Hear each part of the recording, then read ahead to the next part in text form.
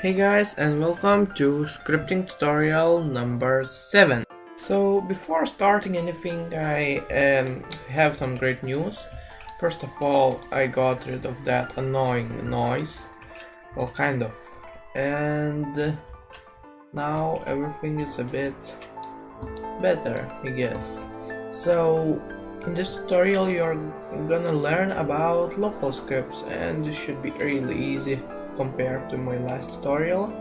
So yeah, first of all we have a script, just a local one, nothing too shabby.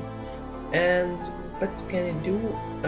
It's kind of similar, well, almost the same as a regular script, but it can do cool things. Well, first of all you need to put it in starter player scripts, or just in starter player or starter GUI should work. And now you need to, you can do like that. First thing that is really useful, usually people write player, you can write PLR if you feel comfortable, but I'm gonna write player, so you can access the local player, and that is really useful sometimes. And you write like this, not player.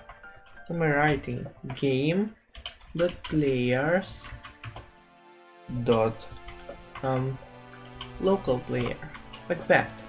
And I should probably zoom in a bit just for you to see better. So yeah, this is what you can. This thing is pretty much in the player property, and you can only access this via local script, and assuming that local script is either in starter player or in starter GUI. So yeah, that thing is really useful sometimes, and you can do all sorts of things with local scripts. And you could change, for example, workspace properties or part properties, assuming filtering is not enabled, but you usually wanna keep this enabled for exploiters to have a really hard time to hack. You know what I'm saying? Of course you do. So yeah, that thing is really useful. For example, if I wanna access, well, I'm gonna cover this later, but you can just do get mouse. There's such function, and yeah, you can do all kinds of stuff with mouse, and that's always useful. So I gonna warn you that this will be a really short tutorial, and let's see if this thing works. Well, first of all, you don't need those brackets. And I'm wondering, what can I change? Well, probably most logical way is to change something in the workspace, but I'm just gonna show you that it's not possible. First of all, we need to wait like 5 seconds, nothing too much. And then we need to access workspace. Well, I'm not telling you can't even get into workspace, but you can just print the properties from it, all of those ones, all of those things. You always can do that. Well, you can't print server storage properties and server storage things. I mean things that are in server storage. You can't get those things from local script. And that is really useful if you want to get rid of those exploiters. Just put everything into server storage and nobody will ever know what's inside it. So yeah, now you can just access the big split actually, and maybe change the brick color. Equals brick color, but random or something, and of course I'm gonna just add math.random seed, because I covered this before many times actually, but what it does is just makes things like truly random if you add this inside this. inside those brackets. So now we need to play, and we should see things that filtering was enabled. Indeed, it was. Yeah, as you can see. But what it does, things with local scripts are interesting because it's like it's like exploiting.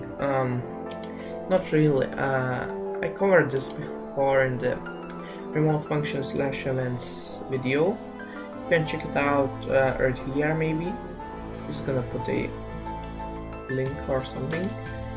And yeah, what it does, if you try to change something in the workspace, yes, it changes it, but it only changes things to you. So that is really awesome for some cases.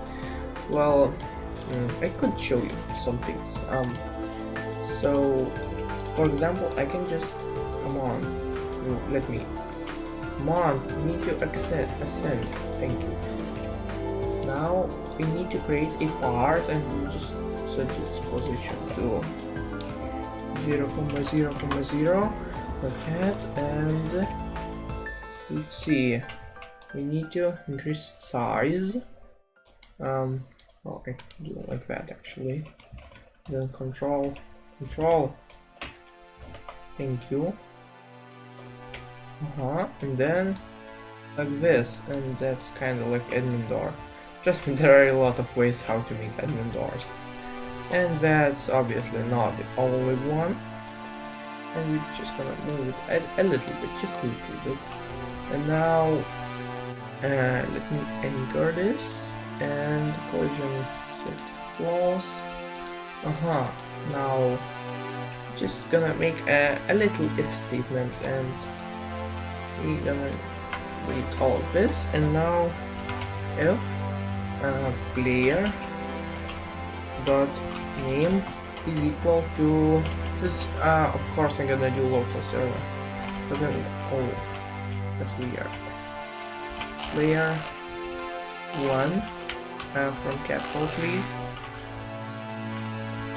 Then yeah, if player dot name equals player 1, then we gonna remove the parts collision. So workspace dot part not parent, part not that, part except dot can collide equals false. So what it does, it just for specific player just changes collision to that part, and that's kind of like useful for admin list. And the exploiters cannot change the script, so even if they have it, like they can have the exploiter Windows, not Windows, Roblox Explorer hacks that can see all the stuff inside those things. They cannot, because it's protected. So yeah, you can be safe from those exploits. Just saying. So what I'm going to do is just create 2-player local server. Okay, so we have to end this here, and I hope you guys enjoyed this really short and easy tutorial. So yeah, I'll see you next time then.